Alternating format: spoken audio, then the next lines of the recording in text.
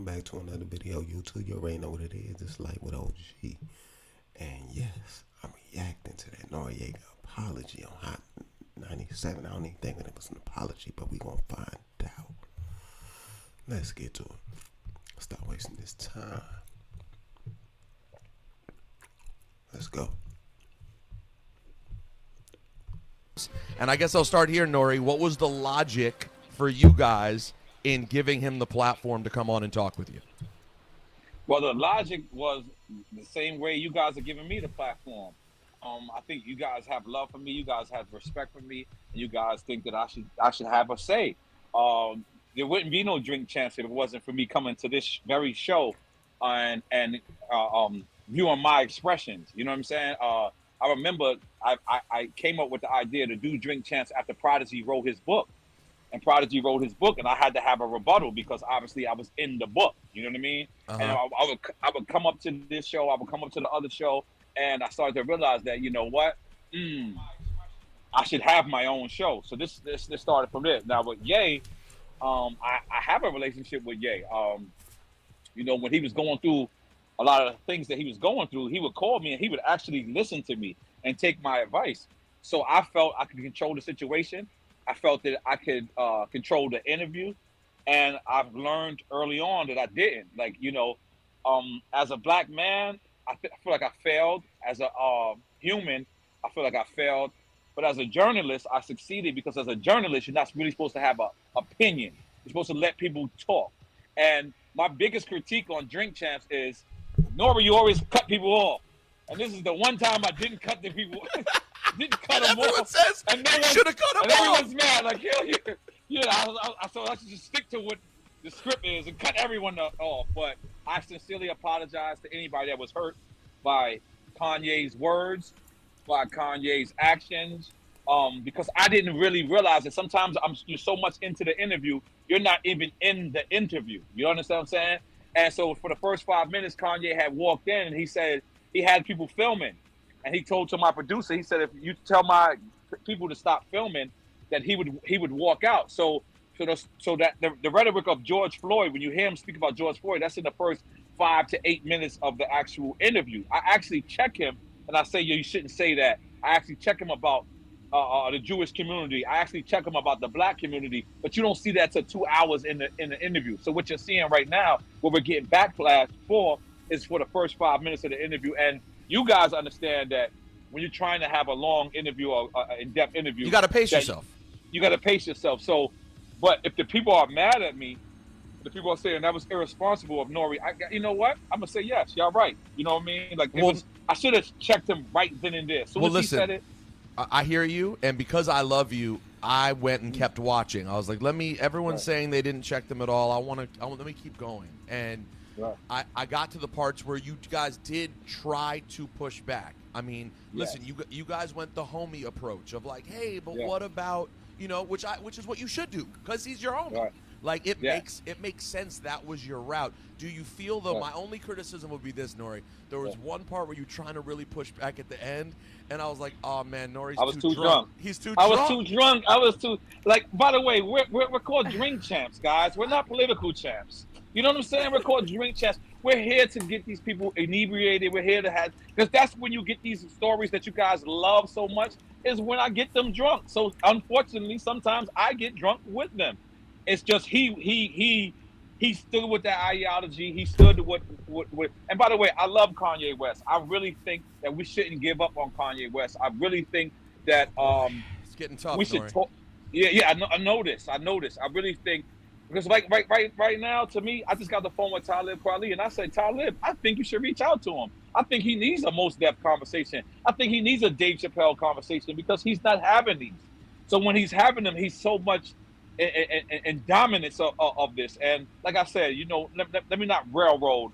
I'm here to say I apologize to anybody who felt like I let them down, because I did feel like I did let them down to a certain extent, because like I said, I did check him later, but by the time I checked him, it was already kind of like too late. So I can't be mad at Baller Alert for, you know, posting the footage that I don't want them to post, because I'm not mad at them when they post the footage that I do want them to post. So I do feel let down.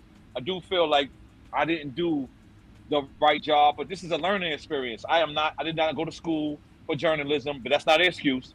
You know what I'm saying? Like, I'm a special ed student. It's not an excuse.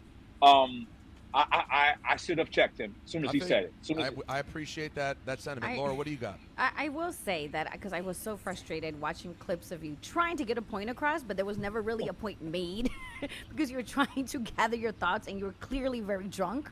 But yes, I'll give you some pushback. I feel like sometimes when you sit down and you're gonna talk to somebody, especially when you know that shows like The Shop couldn't even air their episode because of the hate speech and the consequences that things can come out of. I just felt like, God, I really felt like well, some I felt fact like I had checking. control.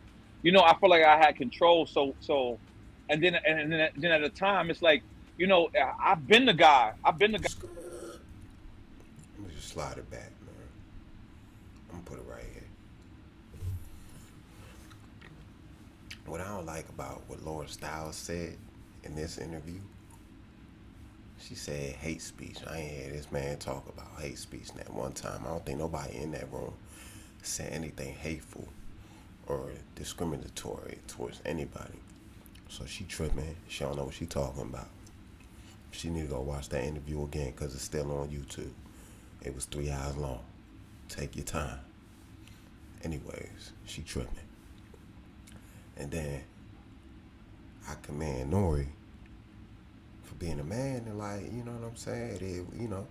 Like you said, I'm a journalist. No matter what the person says, we gotta let it go on for a duration of time. Yeah, we might try to say, hey, you going a little bit overboard, but at the same time, you don't gotta apologize to nobody, and that's what it sounds like. It sounds like Noise spent about 15, 20 minutes just apologizing. I'm not sure to who. Maybe it's the elites, because they say it's the elites. You know, whoever Kanye was talking about, he says to you, maybe Nori apologize because he don't want to lose this opportunity that he has. Like, this is probably the most successful he has been in his entire career outside of music. And honestly, I've been watching Drink Champs since the beginning, and it's a very good show, and I think it should stay on the air, and it's their own platform. But since they linked up with Mr. Take That, with Revolt, of course, they're under certain stipulations and certain regulations and certain rules where they got to conduct and go by. So that's one reason why he's on here now apologizing. That's for one. And for two, that's why he took down the video. Because honestly, like he said, he don't really take nothing back. He just apologized for certain outbursts. But bro didn't have no hate speech. He didn't say anything towards anybody. He was just pretty much elaborating to let everybody know how the world works and who's in control of everything in this world. And he's been in part of the industry for quite some time. So I'm pretty sure you know what he's talking about, whether y'all believe it or not. But I don't think we should scrutinize Nori or Drink Champs, DJ FN, or Kanye. Yeah, like I say, Kanye might have went a little bit overboard in his message. He was a little bit too direct, But that's him. Like you say, freedom of speech, right? Last 10, 15 years, everybody been salty, man. It don't matter what it is, black, white, orange, purple, whether you with the LGB, the alphabet crew, or no matter what, everybody's sensitive. We gotta love everybody, we gotta respect everybody's opinion and their way of life. So I don't think we should be canceling anybody or feel like, oh, we can't put something out, because we done heard worse in comedy shows. We done heard worse in comedy shows. So y'all saying hate, I didn't hear anything hateful in that whole 3-hour interview. I fell asleep, woke back up. I still ain't heard nothing. I even went back and watched about 2-3 times. I didn't hear anything crazy. And I'm gonna go back to that 5-8 minute segment and really brush up on that George Foreman comment he made, because I don't think I heard that. I heard something slight. And yeah, I don't think, in a way, he said he tried, he ain't really tried to check him, but like, yo, like, calm down, you going a little bit too hard on certain topics. He did try to do that, but at the same time, like he said, he is a journalist. So let him be a journalist. Y'all can't always dictate the way things gonna go. As long as it's, I mean, yeah, I guess it offended somebody, but if it's not really hateful, let it fly. Because comedians do this all day long, and they hurt feelings. And you can't be in your feelings, because guess what? They a comedian, they doing their job. It's a part of the act.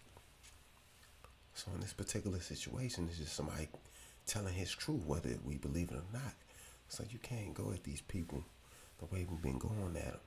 You know what I'm saying? I think y'all need to ease up off Ye, because I don't think Ye meant any harm, man. He just trying to be light. He tired of the violence, the black on black crime. He tired of the promoting of the drugs that are killing everyone.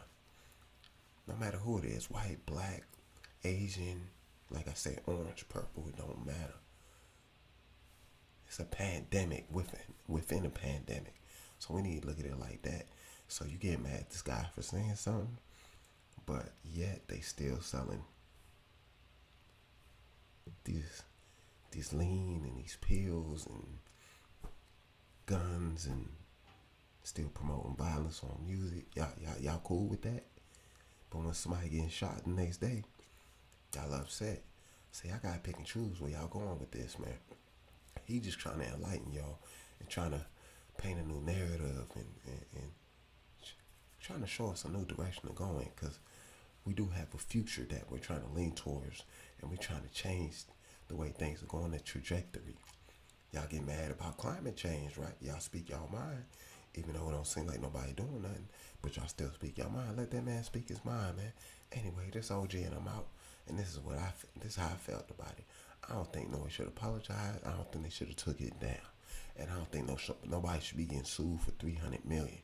I think y'all just reaching in somebody's pockets. So y'all need to ease up. Let's